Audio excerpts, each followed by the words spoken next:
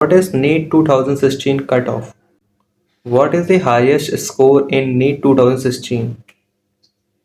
From this research, you can see that कि NEET 2016 में cut off कैसा गया, तुम खुद देख सकते हो। 485 गया कट ऑफ जनरल का।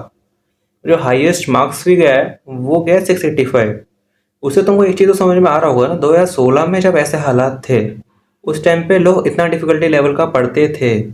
उस टाइम पे इतना डिफिकल्टी पोर्शंस आता था क्योंकि उस टाइम पे लोग जेई मेंस का लेवल भी टफ था, तो उस टाइम पे नीट का लेवल टफ था, तो उस टाइम पे लोग इतना लेवल का पढ़ते थे। पर अभी जो ट्रेंड चल रहा है उस टाइम पे लोगों ने इतने लेवल का पढ़ना छोड़ दिया था। बिल्कुल इतने ज़्यादा हाई लेवल का इस टाइम पे शायद कोई भी नहीं पढ़ता होगा, क्योंकि इस बार जो पेपर हुआ 2025 का वो सब अभी तक का सबसे हाई हार्डेस्ट पेपर है। 2016 का हार्डेस्ट पेपर हटा दो तो यही बचता है। 2016 इसके सामने कुछ भी नहीं बचा है। दिस इज ये पेपर जो है वो 10 टाइम ज़्यादा टफ था इस बार के जी मेंस थे। और देखो नीट 2016 और 25 को कैसे कंपेयर करोगे यार तुम। नीट 2016 के टाइम पे डिफिकल्टी लेवल था, 25 के टाइम पे बिल्कुल लोग सोचा भी नहीं था कि डिफिकल्टी लेवल आएगा। नीट 2016 के टाइम पे माना फिजिक्स अकेली टफ थी, इस बार तीनों टफ थे। क्यों? क्योंकि देखो नीट 2016 के टाइम पे जो बायोलॉजी वाला पोर्सन आता था वो सीधे सिंगल टिक का आता था, उसके लिए तुमको ज़्यादा मेहनत नहीं करनी पड़ती थी। पर अब जो ट्रेंड चल रहा था बायोलॉजी में, इस बार असेसन रीजंस भी थे, मल्टीपल करेक्ट ऑप्शंस भी थे, तो उसके लिए तुमको बायोलॉजी में भी थोड़ा करना पड़ता है। मतलब लेंथी पेपर था नीट 2016 का, मतलब केमिस्ट्री और बायोलॉजी ऐसा लेंथी नहीं थी, तो ये पेपर नीट 2016 से भी ज़्यादा टफ था। तो उस टाइम पे जो कट ऑफ गया था वो 485 गया था। तो इस बार का कट ऑफ खुद ही सोच सकते हो कि कितना जाएगा। मतलब तुम समझ पा रहे हो ना, मतलब कितना कट ऑफ जा सकता है इस बार। 485 तो नहीं जाएगा ना, कम जाएगा या ज़्यादा जाएगा इतना तो मैं कुछ नहीं कर सकता। पर जो बहुत सारी कोचिंग्स हैं उनने अपना कट ऑफ अपने हिसाब से बताया। जैसे एलियन ने जो अपना कट ऑफ बताया वो लगभग लगभग 520 के आसपास बताया। आकाश वालों ने जो अपना कट ऑफ बताया वो 550 के आसपास बताया।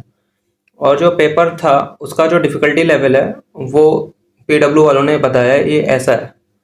अब तुम लोगों के मन में बहुत सारा सवाल आ रहा होगा कि अब आगे क्या होगा, व्हाट नेक्स्ट।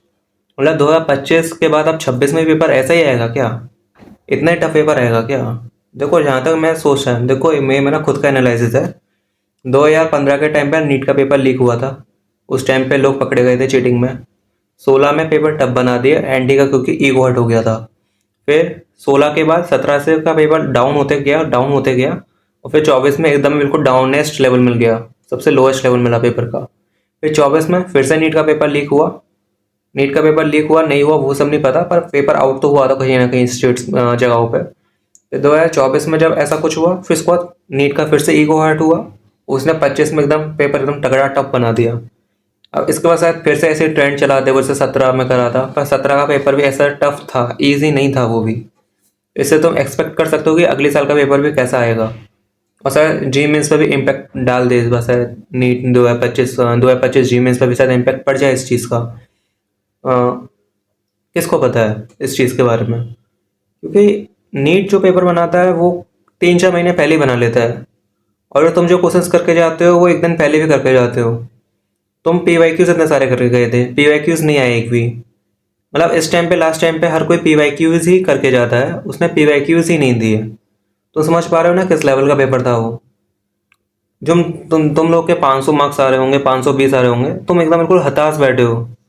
तुम मतलब रोने का मन कर रहा है, तुमको रोना चाहिए, क्योंकि जिसने मेहनत करी है, जिस चीज़ के लिए मेहनत करी है, अगर उसको वो चीज़ अचीव नहीं होती है तो उसको ऑफकोर्स रोना आएगा। जिसने कोई मेहनत, देखो इस टाइम पे सबसे ज़्यादा दुख किस लोगों को हो रहा होगा? जिन लोगों ने मेहनत करी थी उन लोगों को तो हो ही रहा होगा। देखो जिन लोगों को पता था कि मेरा नीट कैसा भी जाए बेकार ही जाएगा, भले मैं कितना भी पढ़ के जाऊँ, उन लोग को कुछ फ़र्क नहीं पड़ता कैसा भी गया हो नीट। पर जिन लोगों ने सोच के गए थे कि सारे पेपर्स कैसे भी जाएं, पर इस वाले पेपर में 650 से ऊपर तो लेके ही आना है, कैसे भी करके सिलेक्शन चाहिए। तो इस बार उनने जिसने सोचा था ना उन लोग का शायद बहुत दुख हुआ होगा। उन लोग को सबसे ज़्यादा दुख उन लोगों को ही होता है, किसी को नहीं होता। बहुत सारे लोग क्या सोच के आते हैं, जितने भी मॉक टेस्ट गए गए, जैसे भी गए गए, पर ये नीट का पेपर अच्छा आना चाहिए। नीट का पेपर देखते ही तुमको अपना स्कोर मतलब पता पड़ जाता है, मतलब तुमको तभी पता पड़ जाता है तुम कितना लेवल का कर सकते हो इस पेपर को सॉल्व। मुझे भी मतलब तभी मालूम पड़ गया था, मैंने 2024 का पेपर देखा था। कई लोगों ने ड्रॉप लिया था, उनका 2 साल 3 साल ये सोच के बर्बाद हो रहा है कि बहुत ज़्यादा टफ पेपर आ गया, हमारा क्या होगा आगे, अगले साल भी ऐसे पेपर टफ आएगा क्या। मतलब ये पेपर ऐसा था ना कि इसको मतलब टीचर्स को भी मतलब बहुत प्रॉब्लम आ रही थी। 2-3 क्वेश्चन तो एडवांस लेवल के थे, तुम खुद सोच सकते हो। तो वो एडवांस और नीट को कंपैरिजन नहीं करो। एडवांस में जो क्वेश्चंस आते हैं उसमें तुमको बस 7-8 अटेम्प्ट करने होते हैं, तुम्हारा एडवांस क्लियर हो जाएगा। नीट में मिनिमम तुमको फिजिक्स में 45 में से 30 क्वेश्चन अटेम्प्ट करने होते हैं नीट क्लियर करने के लिए, जो अभी जो हालात है। पर इस बार ऐसा मुझे फील नहीं आता ऐसा हुआ, क्योंकि उसमें 5-6 क्वेश्चन तो बिल्कुल एकदम एडवांस लेवल के थे, ऑफ कोर्स एकदम मतलब मॉडरेट लेवल के थे। पेपर का टफनेस क्या है, पेपर का टफनेस हाईएस्ट क्या है, बहुत ज़्यादा हाई टफनेस क्या है पेपर का। और देखो ये 2016 से टफ तो बहुत है ही ना, क्योंकि 2016 में बायोलॉजी लेंदी तो नहीं आती थी ना, इसमें बायोलॉजी भी तो लेंदी थी ना इतनी।